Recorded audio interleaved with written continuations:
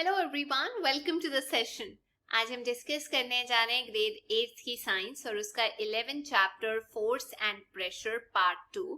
Part 1 में हमने देखा था फोर्स क्या होता है और उसके क्या क्या इफेक्ट्स हो सकते हैं। आज की क्लास में हम पढ़ने जा रहे हैं अलग अलग टाइप के फोर्सेस। सबसे पहला है कॉन्टैक्ट फोर्स और उसके अंदर आता है मस्कुलर फोर्स। क्वेश्चन ये है कि क्या आप पुश कर सकते हो या लिफ्ट कर सकते हो किसी बुक को जो टेबल पे पड़ी है उसको टच किए बिना? ऐसा तो हो नहीं सकता। क्या आप लिफ्ट कर सकते हो, होल्ड कर सकते हो एक बकेट को जिसके अंदर पानी है उसे होल्ड किए बिना? ऐसा नहीं हो सकता।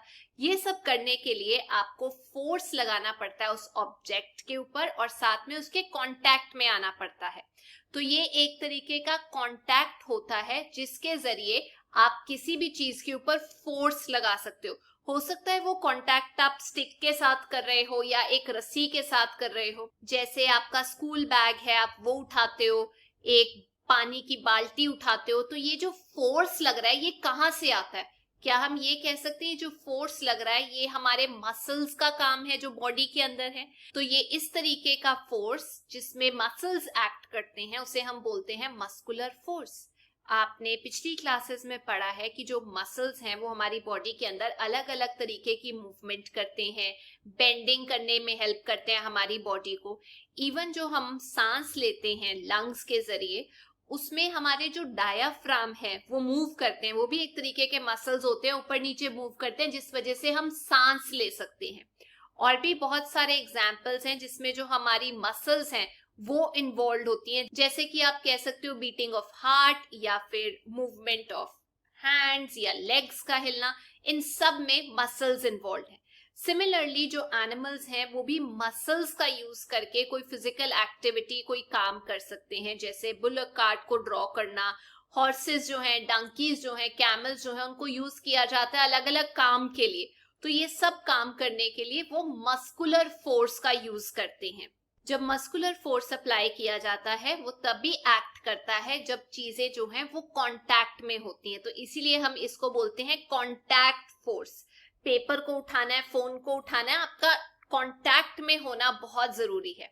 और भी तरीके के कांटेक्ट फोर्सेस होते हैं जिसके बारे में अब हम पढ़ने जा रहे हैं, जैसे फ्रिक्शन का फोर्स। अगर एक स्मूथ फर्श आपको पता है स्लिप करते हुए आप जाते हो, लेकिन अगर यही फ्लोर आपका रफ है तो आपको चलने में दिक्कत होती है। कोई चीज अगर आप उसे चला रहे हो, बॉल चला रहे हो, बाइसिकल चला रहे हो, थोड़ी देर के बाद वो अपने आप रेस्ट में आ जाती है। स्कूटर चला रहे हो तो ऑटोमेटिकली वो रेस्ट में आ जाता है जब इंजन बंद कर देते हैं। क्या आप जानते हैं ऐसा क्यों होता है, या क्या आपके पास और कोई एक्सपीरियंसेस हैं ये प्रूव करने के कि थोड़ी देर के बाद ऑटोमेटिकली चीजें रुक जाती हैं? सिक्का हिला दो फ्लोर पे तो ऑटोमेटिकली कुछ देर के बाद चलना बंद हो जाता है। जो ट्रेन टॉय है वो चलना बंद कर देता है जब फोर्स लगना उस पे बंद हो जाता है। तो इन सब केसेस के अंदर जब फोर्स नहीं एक्ट कर रहा होता ऑब्जेक्ट्स के ऊपर तो जो स्पीड है वो ग्रेजुअली जो है डिक्रीज होनी शुरू हो जाती है और फाइनली चीजें रेस्ट पे आ जाती हैं। तो आखिरकार ये चेंज क्यों होता है in the state of motion? State of motion मतलब या तो वो चल रहा है या वो रेस्ट पे है। तो वो चलता चलता एकदम से रेस्ट पे क्यों आ जाता है? इसके पीछे का कारण है फ्रिक्शन। एक फोर्स होता है जो रिस्पॉन्सिबल होता है चेंज करने के लिए स्टेट ऑफ मोशन ऑब्जेक्ट्स की। इन सब केसेस में हमने यही देखा, स्टेट ऑफ मोशन जो है वो चेंज हो जाती है, वो चलता चलता रेस्ट पे आ जाता है, उसे हम फ्रिक्शन बोलते हैं। ये जो फोर्स है फ्रिक्शन का ये दो सरफेसेस के बीच में होता है। अगर बॉल चल रही है तो बॉल और ग्राउंड के बीच में होता है, जिसकी वजह से चलती हुई जो बॉल है वो रेस्ट पे आ जाती है। सिमिलरली पानी में अगर बोट चल रही है, जब इंजन बंद कर दिया जाता है तो वहां पे भी फ्रिक्शन एक्ट करता है, बोट ऑटोमेटिकली रेस्ट पे आ जाती है। तो अब आप ये समझिए जो फोर्स है फ्रिक्शन का वो हमेशा एक्ट करता है सब मूविंग ऑब्जेक्ट्स के ऊपर, लेकिन वो उनकी ऑपोजिट डायरेक्शन पे एक्ट करता है। मतलब अगर कोई चीज ऐसे चल रही है तो वो ऑपोजिट डायरेक्शन से एक्ट कर रहा है। लेकिन ये जो फोर्स है फ्रिक्शन का ये कांटेक्ट की वजह से होता है, जब दो चीजें, दो सरफेसेस इन टच होते हैं, इसीलिए इसे भी हम बोलते हैं एग्जाम्पल ऑफ कांटेक्ट फोर्स। अब आप ये सोच रहे होंगे क्या हमेशा कांटेक्ट में होने की वजह से ही फोर्स अप्लाई किया जा सकता है या नॉन कांटेक्ट फोर्सेस भी होते हैं? वेल, नॉन कांटेक्ट फोर्सेस के बारे में हम पढ़ते हैं। सबसे पहला उसके अंदर आ जाता है मैग्नेटिक फोर्स। मान लीजिए आपने 2 मैग्नेट्स ले लिए और एक मैग्नेट को आप 3 पेंसिल्स के ऊपर रख दीजिए, दूसरा मैग्नेट उसके पास लेकर आइए, तो आप ये देखेंगे ये वाला जो मैग्नेट था ये हिलना शुरू हो जाता है, अट्रैक्ट होना शुरू हो जाता है अगर ऑपोजिट पोल्स को पास में लेकर आते हो। लेकिन अगर सेम पोल्स को आप आमने सामने लेकर आते हो तो वो जो मैग्नेट्स हैं वो एक दूसरे से ऑपोजिट डायरेक्शन में मूव करना शुरू कर देते हैं। तो ये जो फोर्स है जो मैग्नेट्स को पास लेकर आ रहा है, दूर लेकर आ रहा है, टच में आए बिना, वो भी तो फोर्स ही लग रहा है, उसे हम मैग्नेटिक फोर्स बोलते हैं। हमने पढ़ा था 6th क्लास के अंदर कि जो सेम पोल्स है मैग्नेट के वो रिपेल करते हैं, एक दूसरे को अट्रैक्ट नहीं करते, और जो ऑपोजिट पोल्स हैं वो एक दूसरे की तरफ खींचे हुए जाते हैं। मतलब एक दूसरे को बेसिकली ऑपोजिट डायरेक्शन में लेकर जाता है और एक जो है एक दूसरे को पास लेकर आता है। तो ये एक और तरीके का फोर्स है जो नॉन कॉन्टैक्ट फोर्स है जो हम मैग्नेट्स में देखते हैं। एक और एग्जांपल दे देती हूँ, जो मैग्नेट है वो आयरन के जो छोटे छोटे पीसेस होते हैं वो उठा लेता है, वो भी एक फोर्स ही लग रहा है, लेकिन वो नॉन कॉन्टैक्ट फोर्स है। क्या इसके अलावा और कोई भी नॉन कॉन्टैक्ट फोर्स होता है? बिल्कुल होता है, इलेक्ट्रोस्टैटिक फोर्स।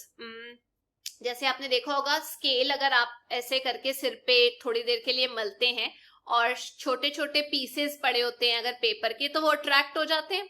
इसे हम बोलते हैं चार्ज हो गई है वो चीज इलेक्ट्रोस्टैटिकली, जिसकी वजह से जो चीजें हैं वो उसकी तरफ को अट्रैक्ट हो रही हैं। तो ये भी एक बिना कांटेक्ट में आए फोर्स होता है जिसे हम इलेक्ट्रोस्टैटिक फोर्स बोलते हैं। मान लीजिए आपने एक प्लास्टिक स्ट्रॉ लेके उसे 2 हिस्सों में काट लिया, एक हिस्सा टेबल के साथ ऐसे करके लटका दो और दूसरा हिस्सा जो आप ऐसे करके हाथ में पकड़ लो। अब जो लटकी हुई स्ट्रॉ है उसको पेपर के साथ अच्छे तरीके से रैप कर दो, उसके अंदर इलेक्ट्रोस्टैटिक फोर्स आ जाएगा। दूसरी स्ट्रॉ को जब आप उसके पास लेकर जाओगे तो डेफिनेटली वो अट्रैक्ट कर लेगी उसको। लेकिन अगर आप जिस स्ट्रॉ को आपने पहले पेपर से रैप किया था उसे ऐसे ही रहने दो और जो दूसरी स्ट्रॉ आपके हाथ में है उसका एक साइड उसको भी पेपर से रैप कर दो, दोनों को पास लेकर आओ, तो वो दोनों सेम तरीके से चार्ज हो गई हैं, तो एक दूसरे को क्या करेंगी? रिपेल करेंगी, एक साथ नहीं आएंगी, एक डायरेक्शन में नहीं आएंगी, एक दूसरे को अट्रैक्ट नहीं करेंगी, क्योंकि दोनों की दोनों जो स्ट्रॉ हैं वो अलग तरीके से चार्ज नहीं हुई, उनके अंदर सेम तरीके के चार्जेस हैं। तो ये ध्यान में रखना, दोनों को पेपर से रैप करके अट्रैक्ट नहीं होंगी, वो अलग अलग जाएंगी। वैसे ही एक और फोर्स है जो आपने सुना होगा, उसे हम बोलते हैं ग्रेविटेशनल फोर्स। अगर आपके हाथ से कोई भी चीज स्लिप कर जाती है या पेड़ों से फ्रूट्स वेजिटेबल्स जो नीचे गिरती हैं वो सारी की सारी एक पर्टिकुलर डायरेक्शन में ही जाती है, नीचे की तरफ को ही जाती है। एक जो कॉइन है जब वो चल रहा होता है या गिर जाता है कहीं, वो भी नीचे को जाता है। पानी खोल देते हो टैप में, वो भी नीचे की तरफ को ही जाता है। तो आखिरकार ये सब कुछ हो क्यों रहा है? ये इसलिए हो रहा है क्योंकि अर्थ का ग्रेविटेशनल फोर्स लग रहा है। सारे ऑब्जेक्ट, सारी चीजें जो हैं वो अर्थ की तरफ को गिरती हैं क्योंकि अर्थ उनको पुल करती है अपनी तरफ। इस फोर्स को बोलते हैं फोर्स ऑफ ग्रेविटी या सिंपल ग्रेविटी बोला जाता है। ये एक अट्रैक्टिव फोर्स है जो एक्ट करता है, काम करता है सारे ऑब्जेक्ट्स के ऊपर। हमें पता भी नहीं होता लेकिन ये फिर भी हमारे ऊपर एक्ट कर रहा होता है। इट्स नॉट कि सिर्फ अर्थ की ग्रेविटी होती है, इनफैक्ट हर चीज है छोटी या बड़ी जो यूनिवर्स में मौजूद है वो एक फोर्स एक्सर्ट करती है, अप्लाई करती है दूसरी चीज के ऊपर। ये जो फोर्स अप्लाई किया जाता है इसे हम ग्रेविटेशनल फोर्स बोलते हैं। एक और कॉन्सेप्ट है बड़ा इंटरेस्टिंग, प्रेशर का। अब आपने सुना होगा जब स्टॉर्म्स आते हैं, साइक्लोन्स आते हैं, तो किस तरीके से जो छतें हैं वो ब्लो ऑफ हो जाती हैं, बिल्कुल निकल जाती हैं। विंड्स आती हैं, साइक्लोन्स आते हैं, हालांकि वो एयर के अंदर प्रेशर होता है, लेकिन एक पर्टिकुलर रिश्ता है फोर्स और प्रेशर का जो हमें समझना जरूरी है। अगर आप एक नेल को मतलब कील को दीवार के अंदर डालना चाहते हो तो डेफिनेटली आपको एक डायरेक्शन में उसे अंदर पुश करना पड़ेगा। अब ये जो पुश करते हो आप, उसके लिए आपको फोर्स लगाना पड़ेगा। इसीलिए ये सारा आपको समझाया है ताकि आपको पता हो कि प्रेशर क्या होता है। प्रेशर होता है, देखो जब मैंने कील लगाना है तो प्रेशर लगाना पड़ेगा। अब प्रेशर होता है जो फोर्स लगाया जाता है एक यूनिट एरिया के ऊपर, सरफेस के ऊपर एक पर्टिकुलर, उसे हम प्रेशर बोलते हैं। ऐसे करके जितना कम एरिया होगा हो सकता है प्रेशर जो है उतना ज्यादा हो। अब प्रेशर का एक फॉर्मूला है जिसे हम बोलते हैं force by area on which it acts. अब हमें ये समझना है कि जो फोर्सेस हैं जो एक्ट करते हैं परपेंडिकुलर, बिल्कुल ऐसे सरफेस के ऊपर, वहां पे जो प्रेशर है उसे हम कैलकुलेट कर सकते हैं। फोर्स ऐसे लगना चाहिए, ऐसे नहीं लगना चाहिए, परपेंडिकुलर होना चाहिए सरफेस के ऊपर। इसीलिए आपने देखा होगा कि जो सामान लगेज लेकर जाते हैं ट्रेन के आसपास, जब आप पहुंचते हो तो उन्होंने ना अपने सिर के ऊपर कुछ बांधा होता है, क्लॉथ बांधा होता है, ताकि जो एरिया है कांटेक्ट का वो उसे इंक्रीज कर दें, प्रेशर कम पड़े। अगर आप एरिया इंक्रीज कर देते हैं तो प्रेशर जो है भारी सामान का कम पड़ेगा, आप इजीली लोड कैरी कर सकते हैं अपने सिर के ऊपर।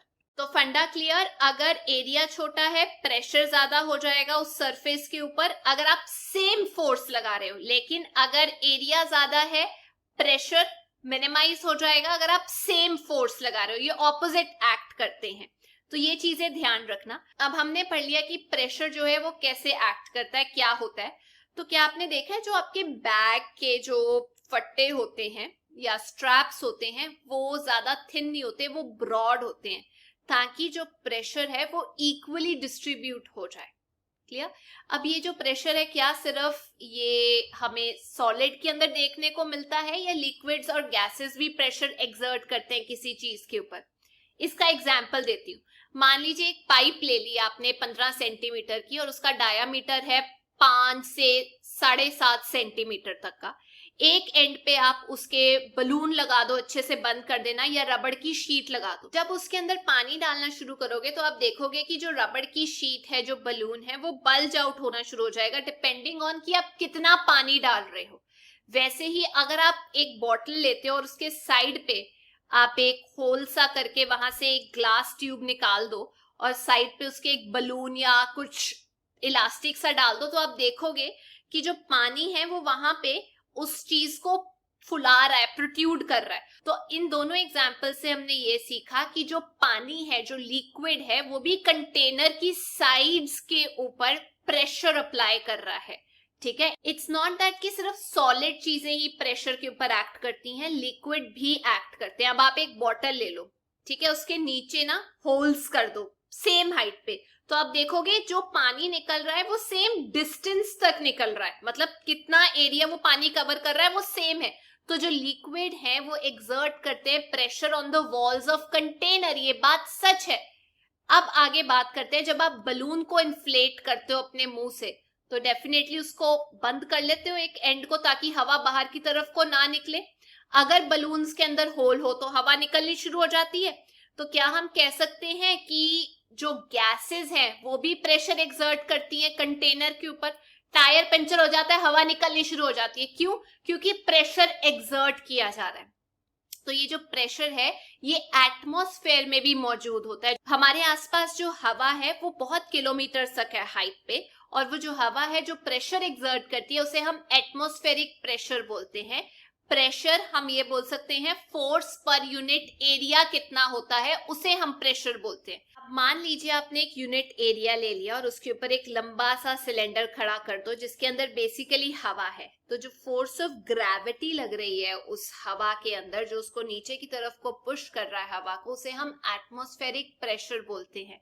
और अगर आप देखोगे, उसे फील करोगे, तो वो एक्चुअली बहुत लार्ज अमाउंट के अंदर होता है, उसका मैग्नीट्यूड काफी बड़ा होता है। आप इसे ऐसे समझ सकते हैं कि मान लीजिए एक अच्छी क्वालिटी की आपने रबड़ ले ली, जो रबड़ कप होता है जो चिपक जाता है, तो एक बार अगर आप उसे सरफेस के साथ चिपका दोगे, उसके बीच की जो हवा है सरफेस की और रबड़ की वो गायब हो जाएगी। आप उसको जब खींचने की कोशिश करोगे तो डेफिनेटली इतनी इजीली वो बाहर नहीं निकलती, आपको बहुत फोर्स अप्लाई करना पड़ेगा ताकि आप उसे खींच सको। और जो आप फोर्स अप्लाई कर रहे हो वो ज्यादा होना चाहिए to overcome that atmospheric pressure. Atmospheric pressure को तोड़ना है, उतना फोर्स लगाना पड़ेगा। तो इस एक्टिविटी से आपको ये पता लग गया होगा कितने मैग्नीट्यूड पे एटमॉस्फेरिक प्रेशर जो है वो काम करता है। इनफैक्ट जो ह्यूमन बीइंग्स हैं उनके ऊपर भी एटमॉस्फेरिक प्रेशर होता है, लेकिन हमें पता नहीं चलता इस बारे में। रीजन क्या है कि जो फोर्स ऑफ ग्रेविटी हमारे ऊपर एक्ट कर रहा है, जो एटमॉस्फेरिक प्रेशर हमारे ऊपर एक्ट कर रहा है, उसकी वजह से हमारी बॉडी जो है वो पिचक क्यों नहीं जाती? वो इसलिए क्योंकि हमारी बॉडी के अंदर जो प्रेशर है वो इक्वल होता है एटमॉस्फेरिक प्रेशर के, और वो एक दूसरे को बैलेंस आउट करते हैं। इसीलिए हमारे ऊपर ज्यादा असर नहीं होता और हमें पता भी नहीं चलता कि इतना प्रेशर है हम लोगों के ऊपर।